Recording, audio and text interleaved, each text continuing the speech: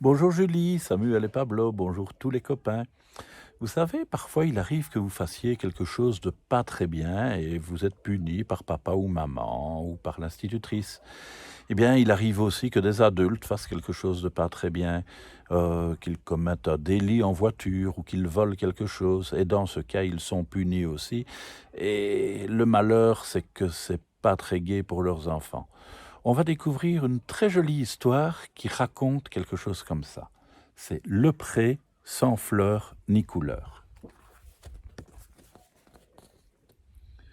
D'habitude, c'est Papa Lapin qui se lève le premier et qui prépare le petit déjeuner. Quand Blanc Museau se réveille, ça sent bon les épis de blé et les carottes grillées. Mais ce matin, ça ne sent ni le blé chaud, ni les carottes dorées dans le terrier. Papa a-t-il oublié de se réveiller? Dans le salon, les volets sont encore fermés. Et maman est là toute seule, assise sur le canapé. Blanc Museau s'approche et lui demande: Pourquoi tu es dans le noir? Où est papa? Maman Lapin dit d'une drôle de voix: Ton papa est parti chez son oncle d'Afrique. Blanc Museau fronce le bout de son nez. Mais il ne m'a même pas dit au revoir. Si, chuchote maman Lapin. Ton papa est venu te faire un gros baiser, mais tu n'as rien senti, car tu dormais.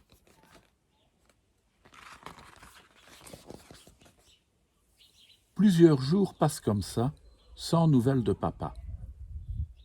Blanc Museau demande: Est-ce que papa nous a oubliés? Je te promets que non, répond sa maman. Et plusieurs semaines passent comme ça, sans nouvelles de papa. Il va revenir bientôt? Questionne Blanc Museau. Je ne sais pas, répond maman Lapin. Je ne sais pas. Un matin, quand Blanc Museau arrive à l'école, les grands chantent autour de lui. Ton père est un bandit, c'est le journal qui le dit. Ton père est un voleur de radis. Blanc Museau ne comprend rien. Alors il crie: Non, mon père est un grand voyageur. Mais son copain Freddy Lapin lui tourne le dos. Heureusement, Père Lafoinfoin, la grande amie de Blanc Museau, est là. Elle lui prend la patte et la serre fort dans la sienne. À midi, Blanc Museau revient chez lui en pleurant. Les grands disent que papa est un bandit. Maman Lapin prend Blanc Museau dans ses bras. Je t'ai menti. Ton papa n'est pas en Afrique. Il a fait quelque chose d'interdit. Il a volé des radis. Et l'autre nuit, les gendarmes l'ont emmené à la prison du pré sans fleurs ni couleurs. Blanc Museau s'exclame aussitôt: Je veux aller le voir, tout de suite. Maman répond doucement: Nous irons mercredi.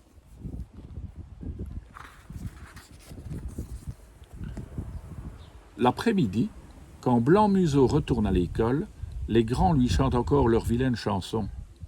Ton père est un bandit, c'est le journal qui le dit. Ton père est un voleur de radis.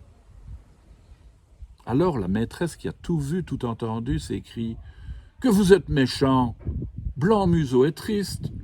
Son papa a fait une grosse bêtise et il est puni.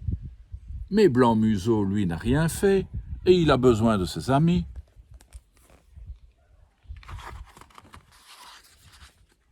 Blanc Museau a envie de pleurer.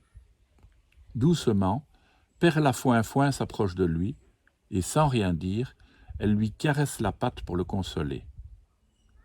Blanc Museau hoquette.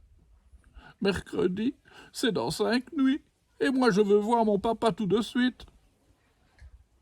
Père Lafoinfoin le regarde et décide. Alors, je viens avec toi. Aussitôt, Blanc-Museau et Perlafouin-Fouin se mettent en route pour la grande ville. Ensemble, ils trottent, ils grimpent des collines, ils longent des ruisseaux, ils sautent de pierre en pierre. Puis, ils s'arrêtent parce qu'ils sont fatigués. Blanc-Museau est découragé. C'est trop loin, on n'y arrivera jamais. C'est alors qu'un bel oiseau se pose près d'eux. Perla a une idée. Elle cueille une pensée sauvage et la glisse dans le bec de l'oiseau en disant « S'il te plaît, va au pré sans fleurs ni couleurs, donne cette fleur au papa de Blanc-Museau et dis-lui que Blanc-Museau pense à lui. »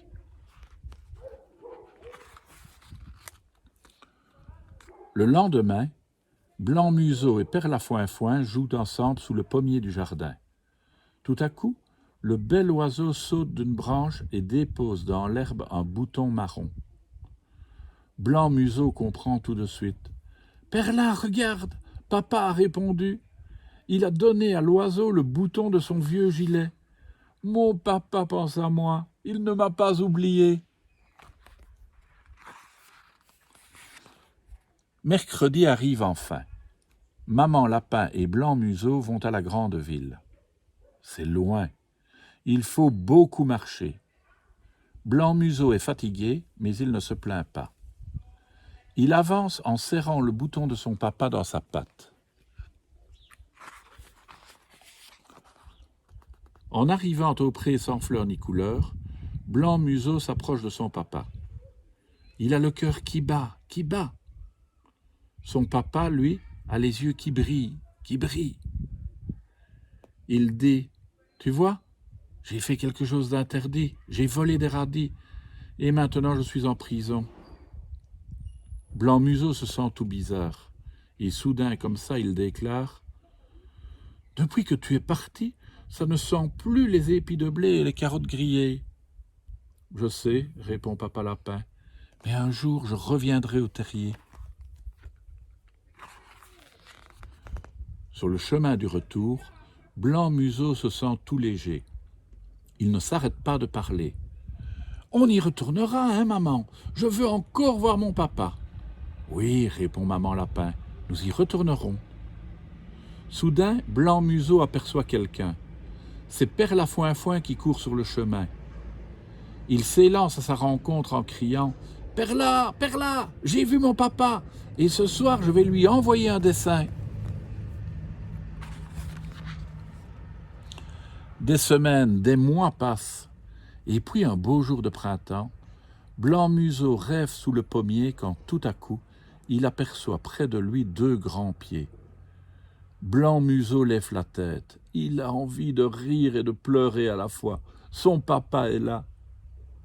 Doucement, Blanc-Museau se blottit dans ses bras et lui murmure à l'oreille « Papa, je ne veux plus que tu sois puni. » Et son papa chuchote « Je ne volerai plus de radis, c'est promis. »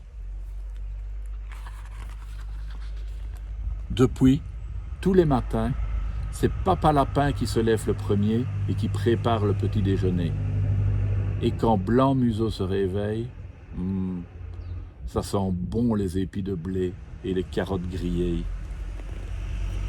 Voilà une histoire qui se termine bien, n'est-ce pas les enfants? À demain!